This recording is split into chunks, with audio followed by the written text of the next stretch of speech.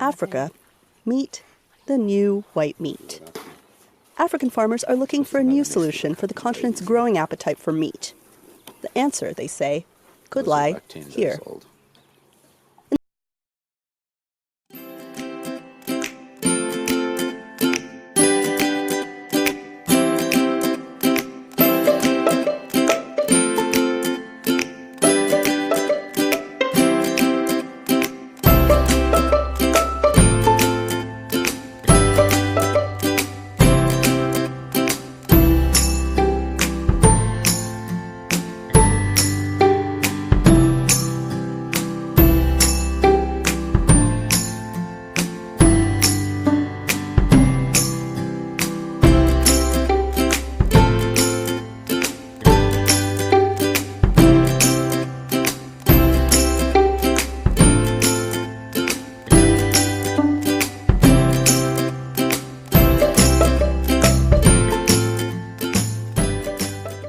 100 rabbits. Why did he choose this venture? Amongst the many options that were available to me at the time when I came into farming, it's the one that made the most sense vis-a-vis the investment required. I had a very small budget. I just thought, okay, let me start with 10 or so rabbits, build for them their cage structure, and move on from there. So the budget was quite small. I think it was 2.5 million shillings, Uganda shillings, at that time. But I did that, and I could have moved on and grown organically to where I am now. But obviously, it would have taken me a lot more time. So along the way, things changed, and I sourced for monies from elsewhere and pumped it into the business. This moment in time, rabbit farmers are still very few.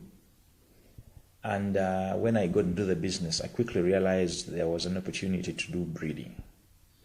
That is one of the reasons why my investments increased, because I then realized that for me to be a breeder for other farmers, I had to invest a lot more money. Hence, all this you see here.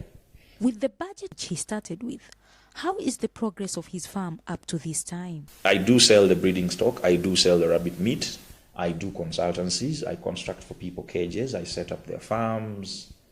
I sell rabbit feed. I manufacture and pack and sell rabbit pellets commercially. Yeah, I do a whole lot.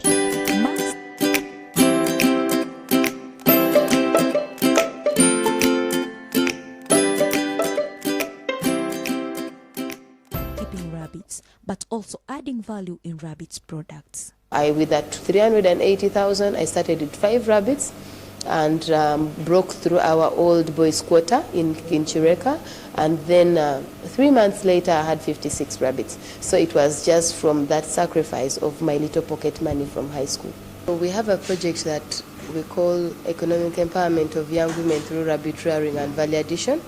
So economic empowerment of young women and youth through value addition and horticulture is a project that helps train women and youth down there in the villages, different villages, say especially Nebi, how to rear them, how to breed them, how to bring them from birth until the rabbits are old enough for sale, and especially for rabbit meat production. So in rabbit meat production, we do rabbit sausages, we do burgers, and we do fillets. However, we have also just introduced rabbit smoking. Now the smoking, we do it on orders. So currently as we speak, we are speaking at Uganda Industrial Research Institute.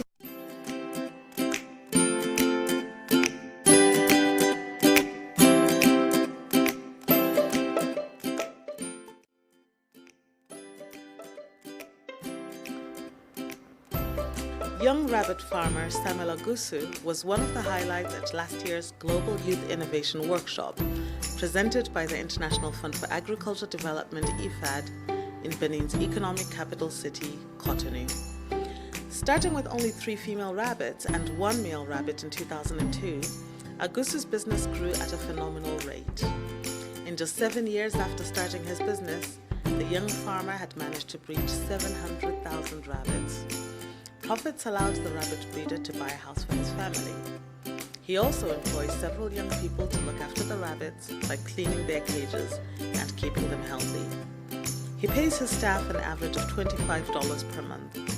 Mr. Augusto and his rabbits served as an inspiration and living proof of what poor young people can achieve when they choose to work in the farming sector. According to conference sponsors, IFAD, agriculture remains the primary source of employment for young Africans between the ages of 18 and 24 years.